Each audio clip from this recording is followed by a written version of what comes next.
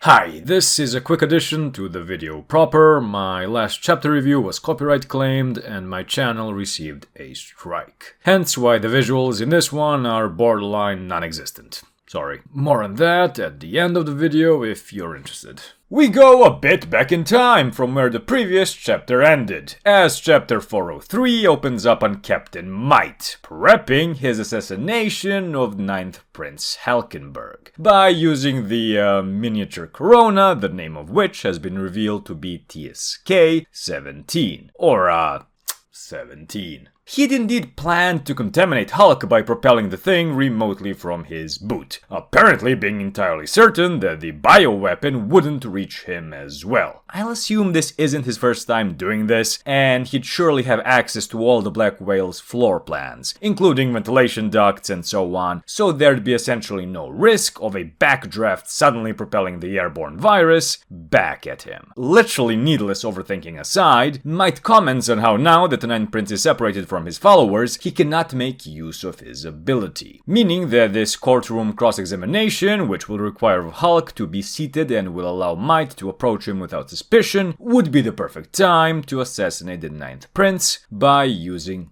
17. However, as he nears the courtroom, Might is suddenly stopped dead in his tracks by two quite unwelcome surprises. The sudden appearance of Vict, his subordinate who went missing after being attacked by the Ninth Prince, followed almost immediately by the rumbling and aura output characteristic of Halkenburg's ability. Vict is in actuality being controlled by one of the Ninth Prince's subordinates, who reveals to Might in military sign language that he's unlocked the secret behind Hulk's ability. Vic's surprise appearance, paired with the use of sign language, was meant to draw Might's attention for long enough, so that Halkenburg's sympathizer, with a laptop initially hidden behind the two people conversing at the end of the hallway, could secretly triangulate and communicate Might's exact position via sign language to the Ninth Prince. Remember that while Hulk's arrow can pass through any barrier, be it physical or otherwise, his line of sight can still be obscured by walls and the like, since he most likely has to stake the life of himself or his followers with every shot of the arrow. He can't risk simply firing blind. After the spotter communicates the exact coordinates of the distracted captain, Halkenburg lets the arrow loose.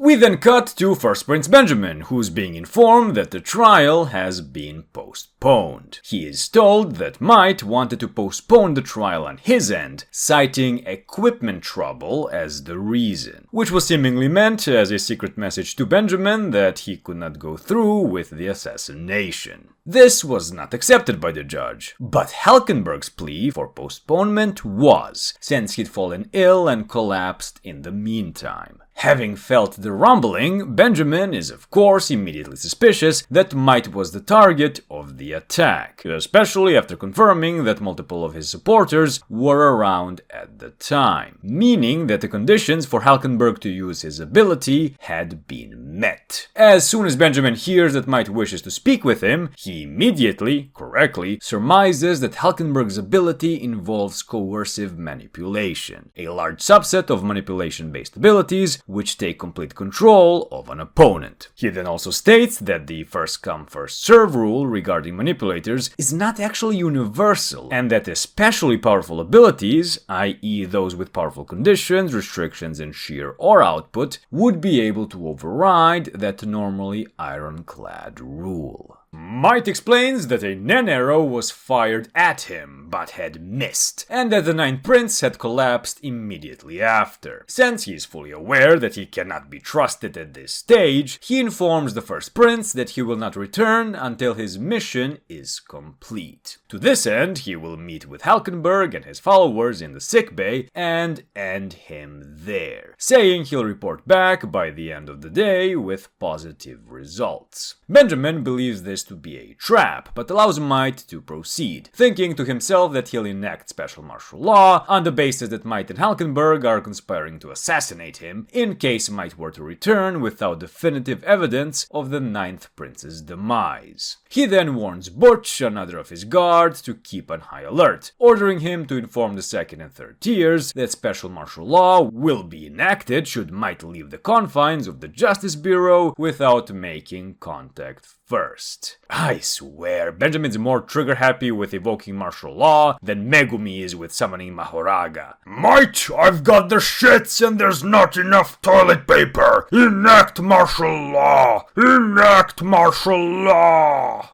Whiny bitch. Kaiser and Fugetsu then approach his quarters, and Benjamin thinks about how he'll need to keep the head honchos of the Justice Bureau, e.g. Kaiser, on his good side even after becoming king. Surprisingly implying that he doesn't actually intend to go full dictator at the first opportunity. We then cut to the first official appearance of First Queen Unma, an absolute behemoth of a woman, as she is reaffirming that she will fully support her dearest little boy, Halkenburg.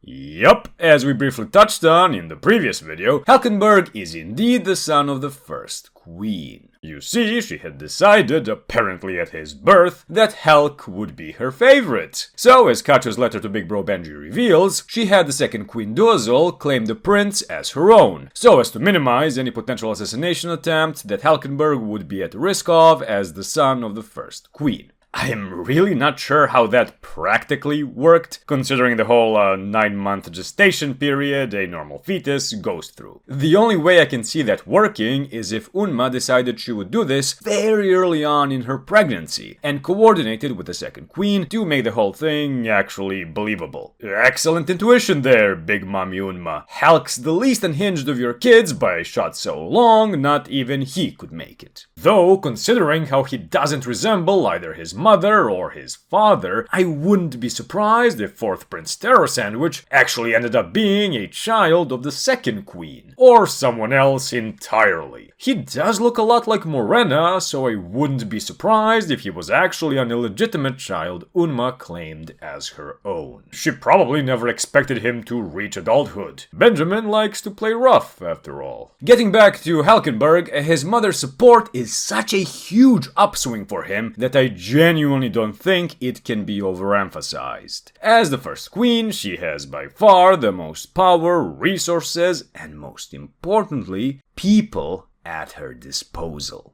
Out of the many privileges the first queen could bestow upon her darling boy, the reason I say people are the most pivotal is because of what happens this very chapter. I think that the only reason Halkenburg was able to attract so many followers in such a short amount of time is because the first queen gave her blessing. She almost certainly instructed many of the people on the second tier to obey and believe in Halk, thereby allowing him to fulfill the requirements needed to use his arrow, i.e. a certain amount of loyal followers united in belief and thought. The reason I'm sure of this is because Halk spoke to her over the phone, almost certainly while in his own body. Otherwise, the queen would have recognized his voice as belonging to someone else, and wouldn't be nearly as forthcoming. This further means that their discussion must have occurred prior to Halk's altercation with Might took place, meaning that the people around him are all, in one way or another, on Queen Unma's payroll. She does mention Halk making a choice, quite characteristic of him, but I'll touch on that a bit later. Back to Benjamin. He is, of course, skeptical of the veracity of the letter's content, doubting how a prince of such a relatively low standing and influence could have obtained information even he was not privy to. Despite his skepticism, the letter rattled him enough where he made the slip-up of mentioning martial law to Kaiser the previous chapter. Now we pan to Kaiser, 10th Prince Kacho, and Melody, who are discussing the results of their plan to visit and gift a personal letter from the late Kacho to each of the princes so they could sow the seeds of conflict, while visiting their chambers, thereby potentially allowing Fugetsu to create a link to their quarters in the future. The only ones who did not accept the letter are 4th Prince Terror, who just told them to toss it, and 13th Prince Mariam, who couldn't because he's actually in a pocket dimension created by his GSB. Since 7th Prince Luzerus, whose GSB they suspect to be behind Fugetsu's ailment, already accepted the letter and let Fugetsu into his chambers, their mission was already a success, with everything else just being an added bonus. While Fugetsu isn't in a good state, Basho's poem means that she can at least get some rest without someone needing to keep the evil spirits flocking to her at bay 24/7. They decide to conduct the assassination the following night.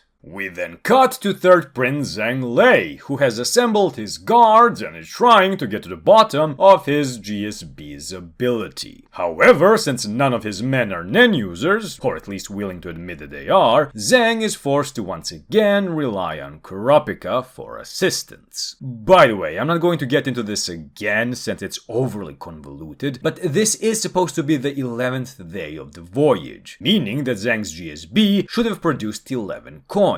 One of which he doesn't know about since Koventoba took it. Zhang Lei says he has 7 coins in his possession, and that he's given out 3 of them to others, 2 to Temptory and 1 to Melody, for a total of 10 coins he is aware of. That checks out. Why are there 8 coins on the table then? Am I missing something? In both translations I've read, he explicitly says that a coin transformed from a value of 1 to a value of 10, meaning that he should have 6 coins in his possession with a value of 1 and 1 with a value of 10. If someone can enlighten me on this, please do. I really hope I'm not missing something glaringly obvious. Also, I was told by a viewer a while ago that this panel where Zhang gives Temptory a 10 value coin was actually a mistake and was reworked into a 1 value coin. This chapter, as well as the Hunterpedia, seem to confirm this, but I'd really like for someone to point me to where I can look this up, since I couldn't find the reworked art anywhere online. We then move to Kaiser once again, who, after being informed of what happened by Steiner, proceeds to speak with a man who fainted at the same time as Halkenburg and his clique, despite not being in their immediate proximity. The man, called Wario or Wario depending on the translation, shows the pinion symbol which marks him as a devout follower of Halkenburg. Interestingly, Kaiser explains how he would support the 9th Prince's claim to the throne as long as 11th Prince Fugetsu's safety is assured. Which,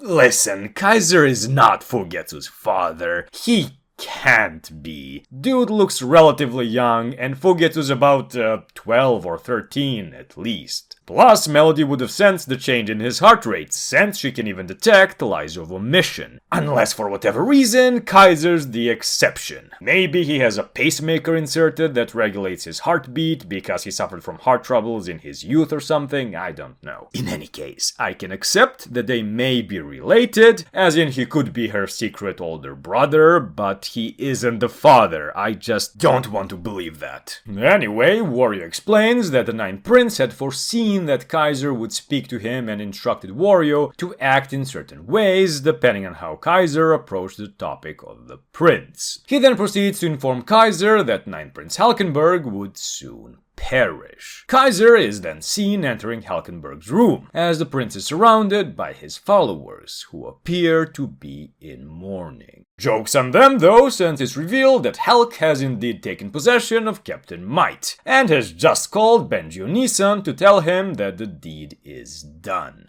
I can think of 2 possibilities for what Halkenburg's plan could entail. Number 1 is to have Kaiser, as a high-ranking representative of the politically neutral Justice Bureau, confirm to Benjamin that Halkenburg has indeed perished. Benjamin would then lower his guard and allow Might back into the fold, at which point the 9th Prince would strike. Number 2 is to let Kaiser know that he should switch to supporting Benjamin to the best of his abilities, since Halk plans to take over his body. This huge gamble would actually require for Halkenburg's original body to perish, since A, it's questionable whether or not he can even return to it, and B, Benjamin would perhaps even ask to physically see and examine Halkenburg's body before admitting Might back into the fold.